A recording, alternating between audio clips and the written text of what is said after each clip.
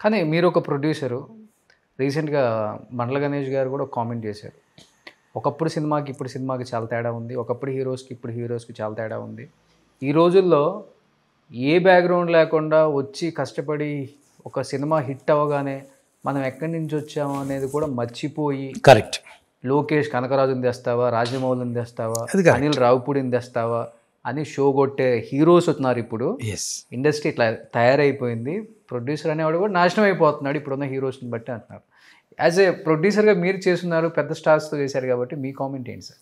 ఎవరిని తప్పు పట్టాలి? ఇప్పుడు నేను ఒక ప్రొడ్యూసర్ అనుకోండి, నేను ఫస్ట్ హీరో డేట్లు తెచ్చుకోవాలా, మంచి కథ తయారు చేసుకోవాలా?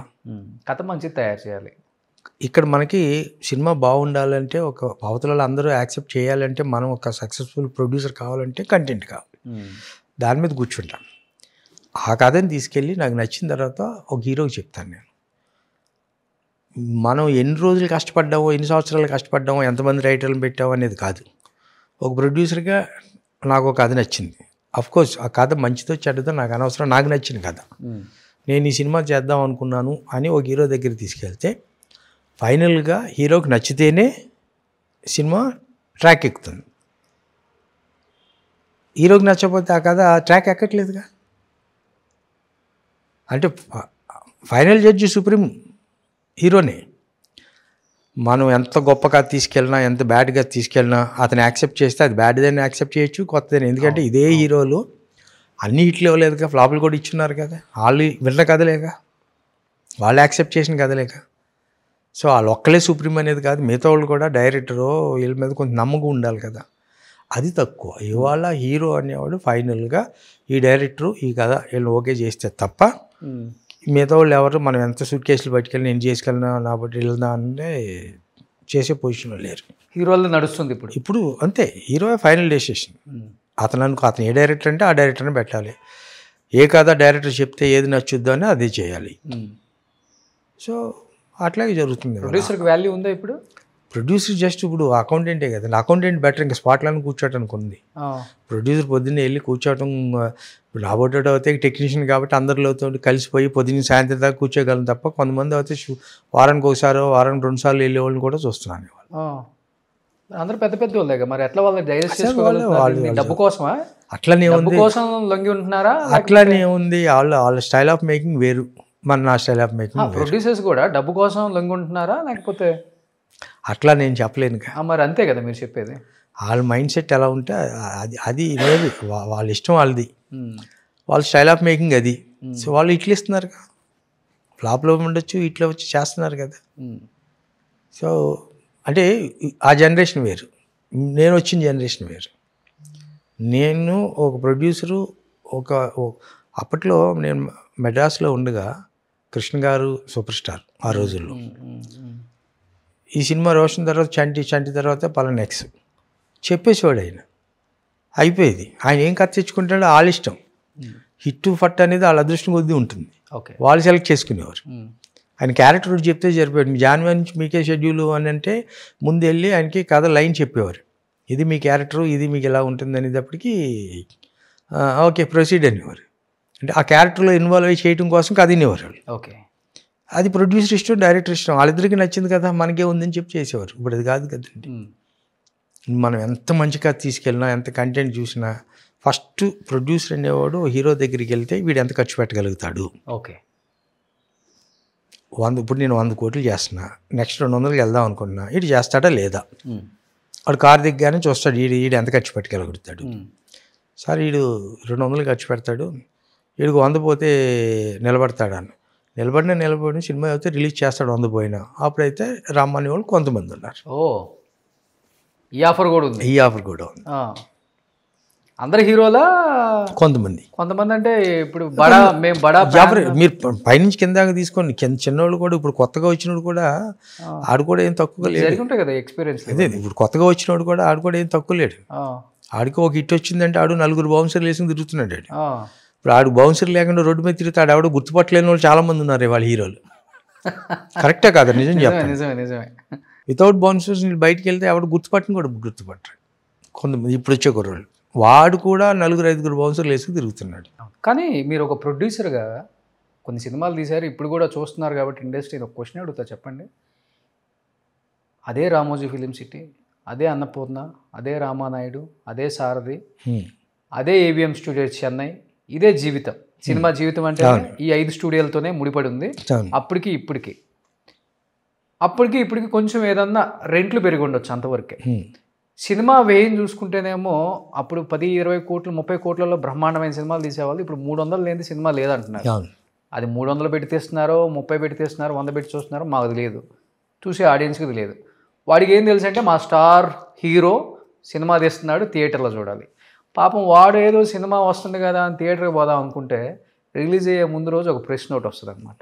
సినిమా చాలా బడ్జెట్తో తీసాము, 300 రూపాయల టికెట్తో అయితే వర్కౌట్ అవ్వదు, అందరం నష్టపోతాము, మినిమం 1000 రూపాయలు అయితేనే రండి సినిమాకి అని ఒక జీవో తెచ్చుకుంటారు. సింపుల్గా థియేటర్లలో 1000 రూపాయలు టికెట్ పెడతారు, పాప్కార్న్ ఒక 600, 700 పెడతారు, సమోసాలు ఒక 200, 300 పెడతారు. ఒక్కొక్కడికి 2000 ఉంటే సినిమాకి రావాలి. అంటే 5గురు రావాలంటే 10,000 రూపాయలు పెట్టి సినిమా చూడాలి. ఎంతమంది చెమట నెత్తురుతో ఇంతమంది లగ్జరీ కార్లు, లగ్జరీ ఇల్లులు అనుభవిస్తున్నారు కదా. వీళ్ళు అనుభవించే సొత్తంతా వాళ్ళది కాదు, వీళ్ళదని వాళ్ళకి తెలుసు. ఎందుకు ఈ డ్రామాలు ఆడుతున్నారు సినిమా వాళ్ళు అనేది కూడా చాలామంది బయట చెప్పాలనుకుంటారు, చెప్పలేరు. ఎవరు? మీలాంటి వాళ్ళే. ఎందుకు సార్ సినిమా వ్యయం ఎక్కడ పెరుగుతుంది? ఇదే స్టూడియోలు కదా, మహా అయితే 2 పెరుగుతుంది. ఇప్పుడు అది కాక టెక్నాలజీ వచ్చేసింది, సీజీలు వచ్చేసినాయి, గ్రాఫిక్స్లు వచ్చేసినాయి, ఒకే దాంట్లో సెట్ వేసుకుంటున్నారు, బయటికి వెళ్ళే పని లేదు. ఓన్లీ హీరోల రెమ్యునరేషన్ మాత్రం పెరిగింది. 100 కోట్లు ప్లస్ షేరు, 200 కోట్లు ప్లస్ షేరు, 300 కోట్లు ప్లస్ షేరు. డైరెక్టర్లకు కూడా 100 కోట్లు ప్లస్ షేరు. ఆ స్థాయికి వచ్చిన డైరెక్టర్లు కూడా ఉన్నారు. ఎవడు బాబు మీదంతా? ఎందుకు దోచుకుంటున్నారు జనాన్ని ఈ విధంగా సినిమా వాళ్ళు? అంటే ఇప్పుడు దీంట్లో 2 రకాలు ఉన్నాయండి. నేను ఇప్పుడు ఒక సూపర్ స్టార్ హీరో ఉన్నాడు అనుకోండి, సూపర్ సక్సెస్లో ఉన్న హీరో. నేను వెళ్ళకపోతే వెనకాల 10 మంది ఉంటారు. ఇప్పుడు మనం క్యూలో ఉన్నామంటే మన వెనకాల ఇంకో 10 మంది ఉన్నట్టు. అదేమన్నాడు, నేను నిన్ను రమ్మన్నానా, నేను నిన్ను వచ్చి సినిమా తీయమన్నానా? తీయమనలేదు కదా, నువ్వెందుకు వచ్చావు సినిమా తీయడానికి, నువ్వు ఎందుకు రమ్మన్నా అని అడగొచ్చు. మనం కాబట్టి ఇంకొకటి రెడీగా ఉన్నాడు వెనకాల సూట్ కేసు పెట్టుకుని 100 ఇస్తున్నారంటే కదా. ఎందుకంటే ఇప్పుడు జరుగుతున్న హీరోల్లో మనకు ఇప్పుడు ఉన్న ప్రొడ్యూసర్లు కొంతమంది ప్రీవియస్ ప్రొడ్యూసర్ 25 ఇచ్చాడు అనుకుంటే ఈ సినిమాకి 50 నేను ఇస్తాను, నాకు సినిమా చేసి పెట్టండి, ఎప్పుడు చేస్తారు చేయండి, డబ్బులు అక్కడ పెట్టి వెళ్ళిపోయే వాళ్ళు కూడా ఉన్నారు. మీరే నాశనం చేస్తున్నారు మరి, ప్రొడ్యూసర్లే ప్రొడ్యూసర్లో నాశనం చేస్తున్నారు. తప్ప వాళ్ళది కాదు కదా, వాళ్ళు తీసుకుంటున్నారు. ఇచ్చేవాడు ఇంకా పుచ్చుకునేవాడికి ఎందుకండి అడిగే నొప్పి. రెండోది, ఎందుకు పరిగెడుతున్నాం పెద్ద స్టార్ దగ్గరికి? అడుకో మార్కెట్ ఉంది, ఆడియన్స్ని వీళ్ళని దృష్టిలో పెట్టుకోవట్లా. ఇప్పుడు నేను ప్రొడ్యూసర్ని, వీడికి 100 ఇస్తే నాకు 50 మిగులుద్ది కదని నా స్వార్థం కోసం నేను వెళ్ళి అడిగి 100 ఇస్తున్నా. వాడేం చేస్తున్నాడు, వీడు నన్ను చూసే కదా వీడు అమ్ముతున్నాడు, నేను 100లో నాకు 100 ఇస్తున్నాడు, ఆడికి ఒక 100 మిగులుతుంది కదా, తప్పే ఉన్నది, నేను తీసుకునేటప్పుడు డిమాండ్ అండ్ సప్లై కదా అని అతను ఉంటున్నాడు. అది ప్రొడ్యూసర్ తప్ప, హీరో తప్ప, లేదా డైరెక్టర్ తప్ప అని అంటే, ఇప్పుడు నేను వెళ్ళకపోతే నా వెనకాల ఇంకొకటి ఉన్నాడు. నేను సినిమా చేయాలనుకుంటే సినిమా తీయాలి అని అనుకుంటే కనుక నేను ఆల్ రూట్లోనే వెళ్ళాలి. లేదనుకున్నప్పుడు నువ్వు చిన్న సినిమా బడ్జెట్లో చిన్న బడ్జెట్ పెట్టుకుని దమ్ము ఉంటే కంటెంట్ని నమ్ముకుని ఓ సినిమా చేసి మంచి సాంగ్ చేసుకుని జనాలకి తక్కువ రేట్ పెట్టి రెగ్యులర్ ప్రైసెస్ పెట్టి ఈ సినిమా చూడండి రబ్బా బాగుంటే చూడండి, చూస్తే బాగుంటే రూపాయికి 10 రూపాయలు ఇస్తున్నారు, వాళ్ళే ఇస్తున్నారు. మళ్ళీ నేను 2 కోట్లలో పెట్టినా 3 కోట్లు పెట్టినా కంటెంట్తో సినిమా చూస్తున్నాం కదా. వాళ్ళ సినిమాలు ఆడితే ఎలాగ ఆడుతున్నాయి, అవి చేస్తే అది ప్రొడ్యూసర్కి బడ్జెట్ తక్కువలో ఉంటుంది. దానికి ఎలాగ టికెట్లు పెంచినా మామూలు టికెట్లకే రాదు జనం, వాటికి బాగుంటే తప్ప. బంద్ చేయాలి ఫస్ట్, స్టార్ హీరోలు కూడా బంద్ చేయండి, టికెట్లు పెంచితే ఆపేసేయాలి సినిమా, అప్పుడే వాళ్ళు మన రూట్కి వస్తారు, లేకపోతే కష్టం. అంటే వాళ్ళ లెక్క ఎలాగుందంటే అండి, మేము ఇన్ని కోట్లు ఖర్చు పెట్టాం కదా, ఫస్ట్ డే ఇంత ముందులా లేదు, ఫస్ట్ డే సినిమా బాగాలేదంటే మ్యాట్నీ నుంచే పడిపోతున్నాయి. ఏదైనా చేసుకుంటే ఇప్పుడు ఇంత ముందులా 50 రోజులు 100 రోజులు ఆడే సినిమాలు లేవు, ఉంటే ఆ 1 వీకే ఆడుతున్నాయి సినిమాలు.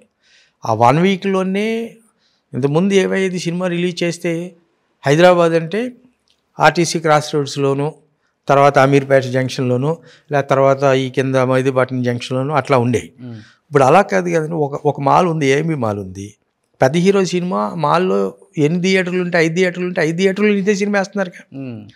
ఒకటే రూపాయి టికెట్ని 2 రూపాయలకి చేస్తున్నారు. స్క్రీన్లు పెంచేస్తున్నారు. అంటే 100 రోజులు 50 రోజులు ఆడవలసిన సినిమా ఒక రోజులో అన్ని షోలు పడిపోతుంది. ఆ షోలో హిట్ ఫ్లాప్ అనేది ఆ రోజు డిసైడ్ అయిపోతుంది.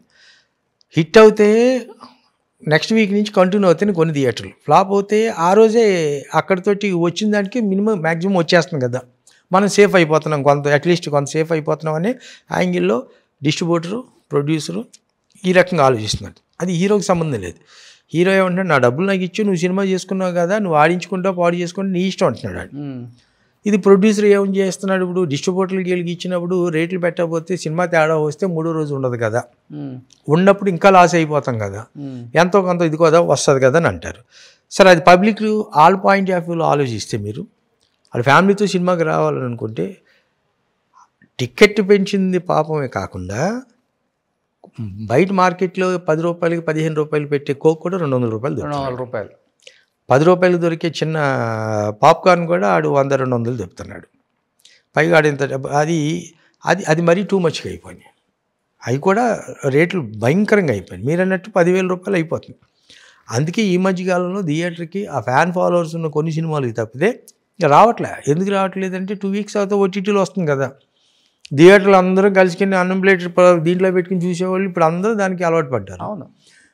ఇంకోటి ఏంటి, వాడికి అడ్వాంటేజ్, హై కాసేపు ఆగరా బాత్రూమ్కి వెళ్ళొస్తా అంటే ఆ హీరో అలా ఆగుంటాడు టీవీ మీద, స్క్రీన్ మీద చక్కగా నీట్గా తీసుకొని డ్యాన్స్ అని నొక్కుతున్నాడు బటన్. అక్కడ కుదరదు. మీరు చూడండి, ఇంకొక 1 yearలో ట్రెండ్ మారుతుంది. ఇప్పుడు ఏదో షో కాల్డ్ మేము బడా డైరెక్టర్లు అని చెప్పుకునే వాళ్ళు కూడా డబ్బులు స్టార్ట్ చేశారు. మేము గొప్ప అని యాంకర్ల చేత పొగిడించుకోవటం. అంటే ఆ ఈవెంట్ ఆ డైరెక్టర్ కోసం జరుగుతుందా హీరో కోసం జరుగుతుందా కూడా తెలియట్లేదు. కరెక్ట్, కొట్టించుకుంటున్నారు. ఇది వాస్తవం. తోపు, తురుము, వీరుడు, సూర్యుడు, అపర కుబేరుడు, చివరికి ఎందుకు అపర కుబేరుడు, వీళ్ళ నెత్తురు వీళ్ళ చెమట ఉంది కదా. కామన్ డైలాగులు కొన్ని ఉన్నాయండి.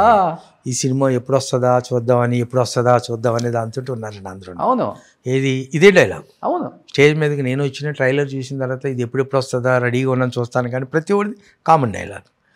కానీ ఒక 6 నెలలు పోతే సార్ మీరు నిజంగా నమ్మరు, 3 bedroom ఫ్లాట్ ఉన్న 2 bedroom ఫ్లాట్ ఉన్న వాళ్ళు కూడా ఒక రూమ్ని హోమ్ థియేటర్ చేసుకుంటున్నారు అందరు. ఇప్పుడు ఆల్రెడీ స్టార్ట్ అయిపోయింది. మంచిగా రెక్లైనర్ సీట్లు, వెనక 3 ముందు 3 వేస్తున్నారు. ఫ్యామిలీ 6 ముందు ఒక పరుపు వేస్తున్నారు. వాళ్ళకి తగ్గ దాంట్లోనే 2-3 లక్షలతో మంచి హోమ్ థియేటర్ చేయించుకొని హ్యాపీగా స్పీకర్లు పెట్టించుకొని స్టార్ట్ అయిపోయింది.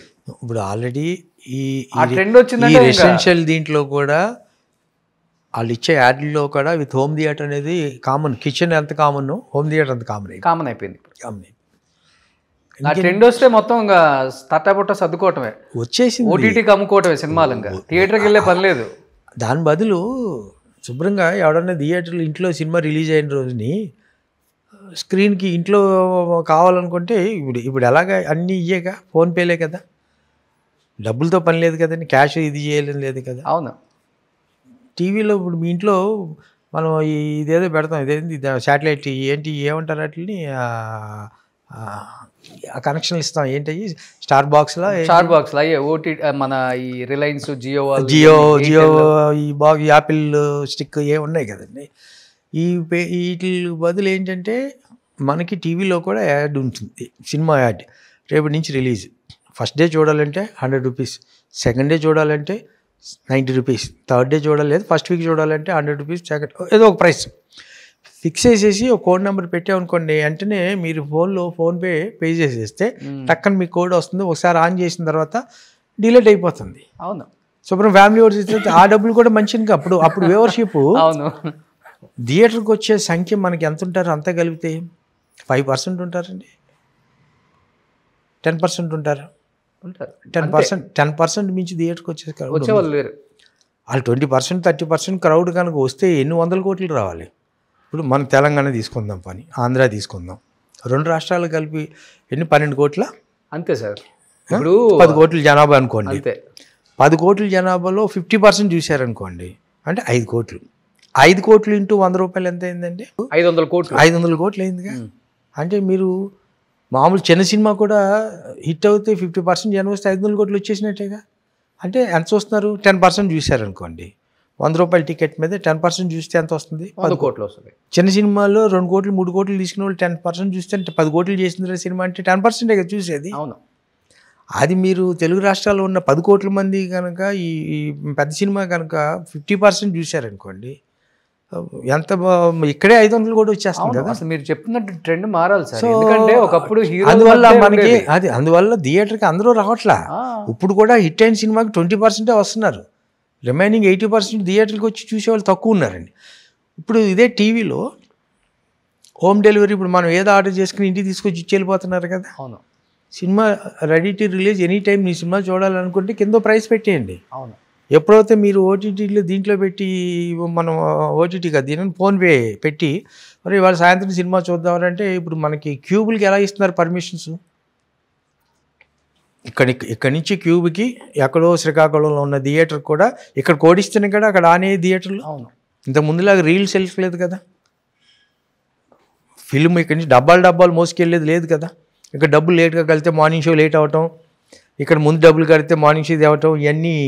ఇప్పుడు ఏదైనా ట్రైలర్లు టీజర్లు లాంచ్ అయితే 1 వీక్ మేము చూస్తున్నాము, కిందంతా కామెంట్స్లో సినిమా బాగుంది, ట్రైలర్ బాగుంటుంది, హీరో బాగా చేశాడు, విలన్ సూపర్, ఈ కామెంట్స్ కన్నా డైరెక్టర్ మీద వీళ్ళ మీద కామెంట్స్ కన్నా ఐబొమ్మ మీద కామెంట్స్ ఎక్కువ ఉన్నాయి. అసెంబ్ల్డ్ ఐబొమ్మ ఫ్యాన్స్ అనుకుంటా. ఈ పైరసీ కూడా రాదు. నేను చెప్పేది ఏంటంటే, ఆ కొత్త సిస్టము ఫోన్పే సిస్టము, సినిమా రిలీజ్ అయిందంటారా మన హోమ్ థియేటర్లో చూద్దాం అంటే అక్కడ అక్కడ కింద పే చేసిన వెంటనే వాడు ఫోన్ ఇప్పుడు పైరసీ కూడా ఎందుకు వచ్చింది చెప్పండి సార్? పైరసీ కూడా ఇదే, ఈ రేట్లు ఎక్కువ వల్ల, ఈ 10 మంది వల్ల వచ్చింది. రాకూడదు, పైరసీ రాకూడదు. కానీ ఎందుకు వచ్చింది అంటే చూసే వాళ్ళు ఎందుకు ఎంకరేజ్ చేశారు ఐబొమ్మని? అంతమంది ఎందుకు సబ్స్క్రైబ్ చేసుకున్నారు? Because of this rates. అంటే రేట్స్ అనేది పక్కన పెడితే వాళ్ళకి క్వాలిటీతో సంబంధం లేదండి. అవును. ఏదో సినిమా చూస్తున్నాం అని కానీ ఐబొమ్మ అని ఇదైనా ఇప్పుడు మేబీ కొంతవరకు క్వాలిటీ కొంచెం వస్తున్నాయని వింటున్నాం. కానీ అలాంటి వాళ్ళు పట్టుకున్నారు. ఇప్పుడు అలాంటి వాళ్ళు ఎంతమంది ఉంటారు? ఇంకా వాళ్ళ టీం ఎంతమంది ఉంటారు? ఆగిద్దారు. ఫస్ట్ ఇండస్ట్రీలో చేంజ్ రావాలి. మనం పెడుతున్నాం ఇంత రేట్లు, అది జనానికి ఇష్టం లేదు, అందుకనే పైరసీని ఎంకరేజ్ చేస్తున్నారు. మనం లిమిటెడ్గా చూసుకుంటే అలాంటి ఎంకరేజ్ చేయకుండా మీరు థియేటర్కి వచ్చి చూడండి అంటే వచ్చి చూస్తాం. నేనేం చూస్తా, మీరేం చూస్తా, మీ ఫ్యామిలీ ఏం చూస్తాం. ఆ చిన్నప్పుడు ఇది ఏంటి కూడా ఓన్లీ ఎంటర్టైన్మెంట్, థియేటర్ ఒకటే ఉండేదండి అప్పుడు. అవును. సినిమా ఒకటే ఓన్లీ ఎంటర్టైన్మెంట్. ఇవాళ చాలా ఎంటర్టైన్మెంట్స్ వచ్చేసినాయి. ఇప్పుడు చాయిస్ ఉంది, అప్పుడు లేదు. అప్పుడు థియేటర్కి 10 రూపాయలు, 2 రూపాయలు, రూపాయి, 10 రూపాయలు, పావలా ఆ టైం నుంచి వచ్చిన వాళ్ళమే కదా. ఇవాళ వేలు పెట్టి టికెట్లు ఇది పెట్టి చేస్తున్నారు. మీరు అన్నట్టు ఇప్పుడు ఈ పైరసీలు కానీ ఈ రేట్లు ఎక్కువ వల్ల కూడా కొంత, ఎందుకంటే పిల్లల్ని తీసుకెళ్తే సినిమాకి ఆడు కూల్ డ్రింక్ అడగకుండా ఉండడు, నెంబర్ 1. పాప్కార్న్ అడగకుండా ఉండడు. తీసుకెళ్ళి వాళ్ళ పిల్లలు వచ్చేదే వాటి కోసం వస్తారు. ఇంట్లో అయితే ఎవరు థియేటర్కి వెళ్తే ఇస్తారని చెప్పి అసలే సాఫ్ట్వేర్ ఉద్యోగాలు ఇప్పుడు పోయినాయి. ఇప్పుడు ఇవన్నీ చూస్తుంటే మీరు అన్నట్టు ఏంటంటే, నా సలహా అయితే ఇదేనండి, థియేటర్లో కూడా ఒక కోడ్ సిస్టమ్ పెట్టేసి రిలీజ్ అయినప్పుడు పబ్లిక్ థియేటర్కి వెళ్ళి చూసేవాడు చూస్తాడు. అవును. టీవీలో సినిమా రిలీజ్ రెడీగా ఉందనంటే ఫోన్పే చేస్తాడు, టింగ్ మని అడుగు కోడ్ వస్తుంది, అది ఆన్ చేసుకుంటాడు. వన్ సినిమా ఆన్ చేసిన తర్వాత శుభం కార్డ్ అయ్యేటప్పటికి ఎరేజ్ అయిపోతుంది, డిలీట్ అయిపోతుంది. సో అలా క్యాలిక్యులేట్ చేసుకుంటే ఈ 10%, 20% కాదు, 100% తెలుగు సినిమా చూసేవాడు ఉంటే తెలుగు సినిమా 100% చూస్తారు. అవును, ఎగ్జాక్ట్లీ 100% చూస్తాడు కదా. కానీ ఒకరు మాట్లాడుకుంటే ఒక రోజంతా అయిపోయింది సార్. 100% చూస్తే మీకు 500 కోట్లు, ఇది 5,000 కోట్లు ఎందుకు అవ్వదు? ఈజీగా అవుతుంది. 100% 20% చూస్తేనే 500 కోట్లు వస్తుంది. అప్పుడు మీకు 80% చూసారనుకోండి, 4 రెట్లు ఎక్కువ వస్తుంది కదా. అంటే అప్పుడు 4 రెట్లు ఎక్కువ వచ్చినప్పుడు 50% రేట్ తగ్గిస్తే తప్పే ఉంది అప్పుడు. అవును. ఫస్ట్ డే చూడాలా, చూడు, పెట్టు, నీకు కావాలంటే ఆన్ చేస్తాడు, అది బెటర్ కదండి. సుమన్ టీవీలో మీ పర్సనల్ అండ్ బిజినెస్ ప్రమోషన్స్ కోసం కింది నెంబర్కి కాంటాక్ట్ చేయండి.